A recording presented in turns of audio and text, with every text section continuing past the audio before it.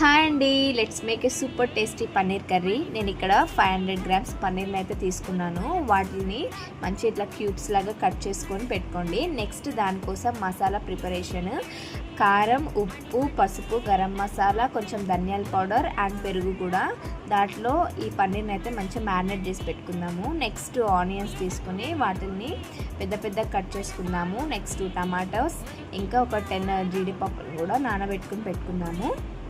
2 బిర్యానీ ఆకులు, 3-4 లవంగాలు, 2 ఇలాచి, 3 దాల్చిన చెక్క, వీటిని కూడా కడాయిలో ఆయిల్ పెట్టుకొని ఆయిల్లో వీటిని వేసేసి కొంచెం సేపు ఫ్రై చేద్దాము. నెక్స్ట్ దాంట్లోనే ఆనియన్స్, టమాటోస్ కూడా యాడ్ చేసుకుని ఒకసారి మిక్స్ చేసుకుని నెక్స్ట్ కొంచెం పసుపు, ఉప్పు యాడ్ చేసుకుని లిడ్ అయితే పెట్టేసుకుందాం. ఇది ఒక 5 మినిట్స్లో మంచిగా కుక్ అయిపోయింది. నెక్స్ట్ దాన్ని మొత్తం ప్లేట్లోకి తీసుకుందాము. ఒక 5 మినిట్స్ కూల్ అయిన తర్వాత దాన్ని మిక్సీ జార్లో తీసుకుని మంచిగా మెత్తగా గ్రైండ్ చేసుకున్నాను.